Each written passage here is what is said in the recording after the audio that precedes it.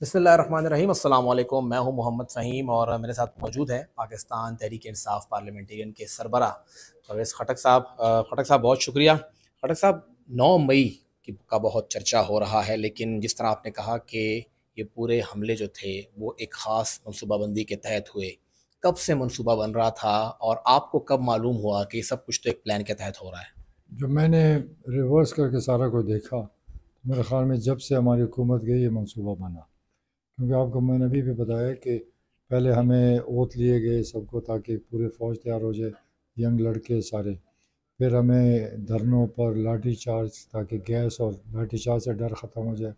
फिर हमें कहा कि जेल भरो तहरीक ताकि जेल से लोग डर ख़त्म हो जाए। फिर हमें कहा कि गाँव-गाँव निकालो। मैं प्रेसिडेंट था और मैं सबको कहता था कि निकलो पुरअमन। मुझे ये नहीं, हम तो पार्टी बना रहे थे, इसको स्ट्रॉन्ग कर रहे थे कि कुछ ना कुछ एक्टिविटीज़ हो रही है और पार्टी ऊपर जा रही है। लेकिन उस दिन तो पता चला कि एक और टीम भी थी। उस टीम को ये बताया गया था कि जिस दिन मैं गिरफ़्तार होऊँगा आपने ये जगह पे अटैक करना है जहाँ कोई फ़ौज के कोर कमांडर हाउस है।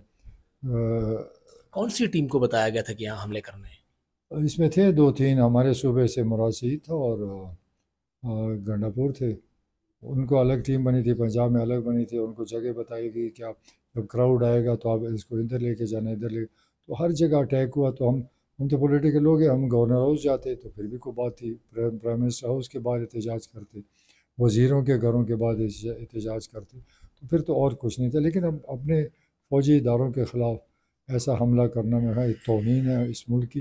क्योंकि यहाँ तो हम किसी को बर्दाश्त ही नहीं कर सकते कि हमारी फ़ौज पे कोई हमला करे। तो सर, जब सब कुछ हो रहा था, सूबे के वसाइल इस्तेमाल हो रहे थे, आप भी सब कुछ कर रहे थे, आपने भी एहतजाज किया, ओथ भी लिया, जेल भरो तहरीक में भी हिस्सा लिया, तो आपको लगता नहीं कि आप भी इस सब का हिस्सा रहे हैं?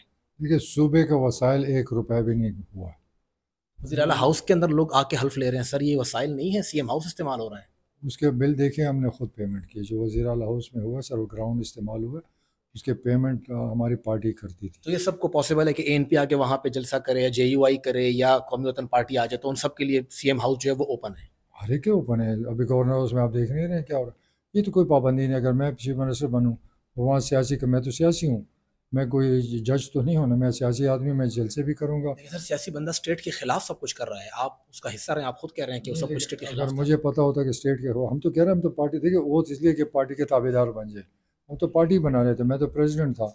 अगर जेल भरो तहरीक है तो हमारा ये था कि एक सिलसिला चल रहा है। मैं कसम उठाता हूँ, अगर हमें पता हो कि ये सारे प्लान इसलिए था। बिल्कुल नहीं पता थी, किसी लीडर को नहीं पता थी कि एंड ऑफ द डे हमने इधर अटैक करना है। आपको मालूम नहीं था, लेकिन आप इस्तेमाल हुए। आपको लगता है कि आपको उसका फिर कम से कम आवाम से माफ़ी मांगनी चाहिए कि मालूम नहीं था लेकिन इस्तेमाल तो स्टेट के खिलाफ हुए? ये सारा पाकिस्तान इस्तेमाल, सारा पाकिस्तान हुआ, हिप्नोटाइज हो गया। सारे पाकिस्तान को माफ़ी मांगनी चाहिए कि क्यों ये गलत हम इस्तेमाल। आपने मांगी? या हमारे लीडर को हमसे माफ़ी मांगनी चाहिए, हमें गलत इस्तेमाल किया। मैं हम क्यों गलत, देखो इंसान है, हमें धोखे में रखा गया और कोई धोखे में मुझे कोई इस्तेमाल करे, मैं क्यों माफ़ी मांगूंगा। सर, आप पे तो लोगों ने ट्रस्ट करके आए ना, नौशहरा के लोग आपके साथ आए, पेशावर के लोग आपके साथ आए, वो तो आपके नाम पे आए थे। वो बगैर माफ़ी के मेरे साथ है, मुझे कोई इशू नहीं है। अच्छा सर, आपने कहा कि ये सब कुछ हुआ, 60-70 लोगों से आपने मुलाकातें की पार्टी बनाते वक्त, क्यों 30-32 लोग आए, बाकी 28-30 लोग कहाँ गायब हो गए, क्या वजह थी? देखिए, कुछ लोग ऐसे हैं यहाँ पर जो इलेक्टेबल है, जिनका अपना वोट है, हमारे साथ खड़ा हो गया। जिसका अपना वोट नहीं है और पीटीआई के वोट का इंतज़ार करे, वो नहीं आए। और उन लोगों के फिर हम क्या करेंगे, उनसे हमारे साथ बेहतर लोग हैं हमारे पास उन हलकों में, बहुत सारे लोग हैं। अभी आप कुछ दिनों में देखते जाएंगे, रोज़ नई नई शमूलियत आएगी, डिफरेंट पार्टियों से डिफरेंट किरदार, अच्छे अच्छे फैमिलीज़ आएंगी। तो खाली हम पीटीआई के एमपीएस पर डिपेंड नहीं करते। हमारे तो 70 एमपीएस थे और 125 में। अच्छा सर, ये जो बाकी आपका जब पार्टी लॉन्च हो रही थी, तो ये गिरफ्तार लोग कैसे आपकी पार्टी की लॉन्चिंग पोजीशन में आ गए? वो लोग तो जेल में थे, आपके पास कैसे आ गए? उन्होंने खुद अप्लाई किया और जज को, और अपने अपने असर रसूख इस्तेमाल किया। यानी हंगू में सुबह शाह फैसल गिरफ्तार हुए और शाम को वो आपके पास थे, वो खुद ही किया उन्होंने? शाह फैसल तो गिरफ्तार नहीं हुआ। सुबह उनको सर एफआईए उसने गिरफ्तार किया एंटी करप्शन में सर। नहीं, मेरे ख्याल में वो तो निकल आया होगा, जेल में तो नहीं गया। उस दिन सर सुबह वो गिरफ्तार हुए और आपके पास मुझे थे। नहीं पता, लेकिन जेल में नहीं गया। शाह फैसल को मैं पार्टी में लाया हूँ, उसको हर वक्त मैंने सपोर्ट किया। वो मेरा साथी है, वो मेरे बगैर कहीं जा ही नहीं सकता, ना जाता ना जाएगा। वो तो कई लोग जो है ना, सर मैं खुद 20 दिन छुपा रहा। जब एक चीज़ सामने आती गई तो वो निकलते गए, चूँकि उन पर ऑलरेडी उनके केसेस थे वो पकड़ लेते थे। डॉक्टर अमजद आके क्यों मुकर गए, क्या वजह थी? आए तो थे लेकिन वो बाद में छोड़ गए। डॉक्टर अमजद कभी भी नहीं है। आप लोगों ने गलत नाम दिए, 57 नाम हमने कभी नहीं दिए। आज तक किसी को नहीं पता कि मेरे साथ कितने थे। ये टीवी में हमें बदनाम करने के लिए नाम चला दिए उन लोगों को, उन्होंने फिर रिवर्ट किया टीवी पे आके। हालांकि उसमें से जो जिन्होंने बातें की उसमें 95% हमने नहीं, हमारे पास नहीं थे। गलत नाम देकर ये ड्रामा कि हमारी पार्टी को नाकामयाबी के लिए गलत नाम दे दिए।